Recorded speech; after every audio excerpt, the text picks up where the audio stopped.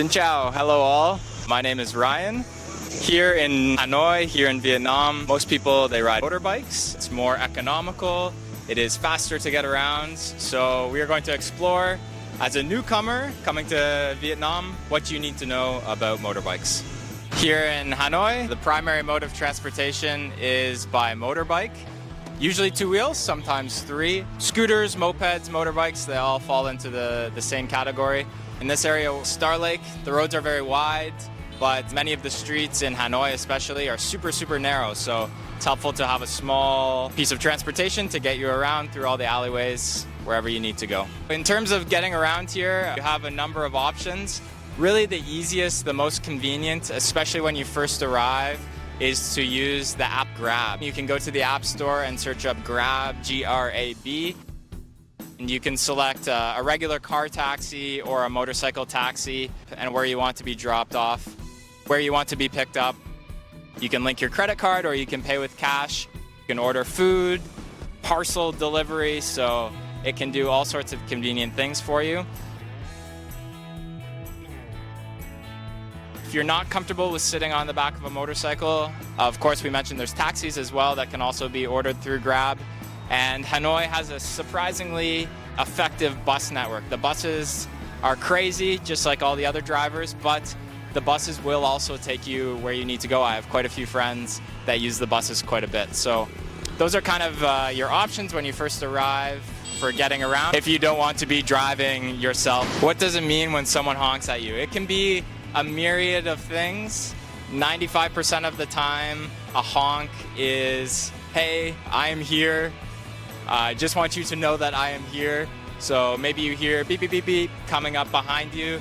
That is your cue to not do anything erratic, to not turn left or right, just to kind of continue on the way you're continuing on because somebody will be passing. Being an expat coming from a country with different cultures around honking, from Canada, and if you honk at somebody, it's a direct act of aggression. You are saying, I'm angry at you and we are about to have a confrontation. That is what honking means. So to come here and to hear honking constantly, at first it's like, oh, why are all these people so angry? But they're not angry. It is just the convention here to honk, to let people know where you are.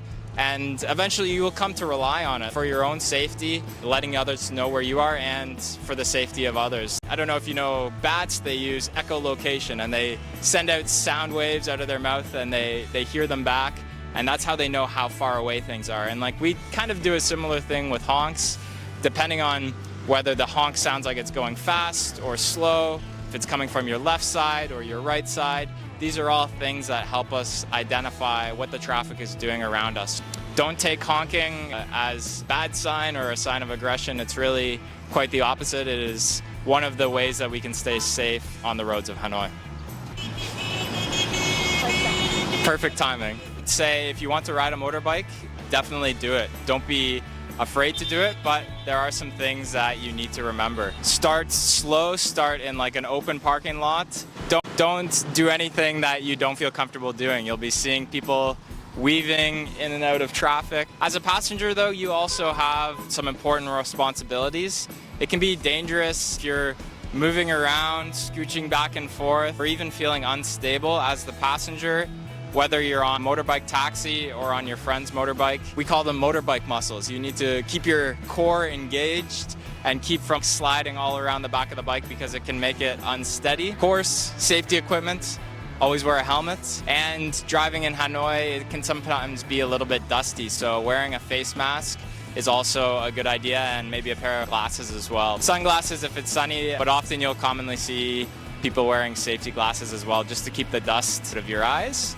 So be safe, take it slow, don't do anything you're not comfortable with. So some tips and tricks to get you on your way safely.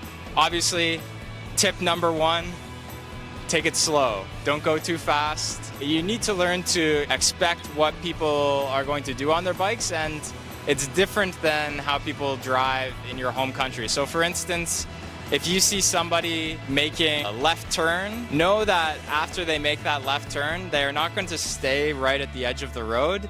They are going to immediately creep into your lane of traffic. Kind of difficult to explain, but once you spend a couple weeks driving on the roads here, you see patterns. You can begin to have more intuition as to what people are going to do around you. Tip number 2, look for those little patterns in how people drive. Buy a good helmet with a full face covering that will protect you, as well as a face mask and glasses that will make your ride a lot more pleasant. If you need to be using navigation, Google Maps or something like that, you can buy little phone holders that go on your bike. Those would be my tips and tricks. Challenges, of course, sometimes it's just very chaotic. If you are driving to work in the morning or you're coming home at 5 o'clock, traffic will be intense. It can just be a lot. It's a sensory overload. There are some honking horns, there is exhaust. It can feel overwhelming, but you get used to that like anything else. Like, you really do get used to it and comfortable with it.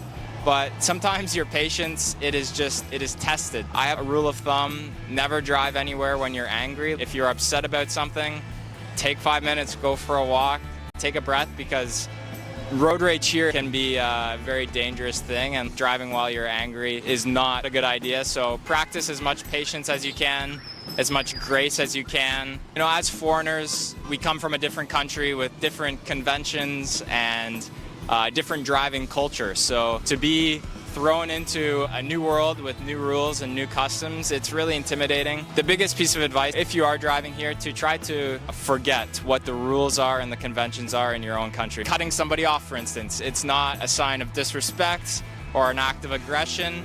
It is simply the way the traffic flows. So keeping in mind that you're not in your homeland, that you are in a new place, that would be my advice to somebody who wants to come here and ride a bike. When you're crossing the street and you don't have a light, basically what you want to do is look left and right, and you never want to stop. Okay, you don't want to stop because they're anticipating your walk and they will pass by you accordingly. You don't want to run. You just want to maintain that pace until you get to the other side of the street. That's best advice I can give you, because here it could be red light, but people could come from the other side, and cars come from other side. But they're not whizzing by. They'll always look out for people who are crossing the street. I would say most of the time you're really safe. Again, don't stop, just maintain your pace and walk from one street to the other side of the street.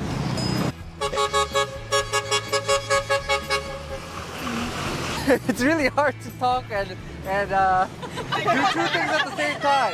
I don't think it's working out. Because it takes a lot of concentration. Because they can come from anywhere, you know?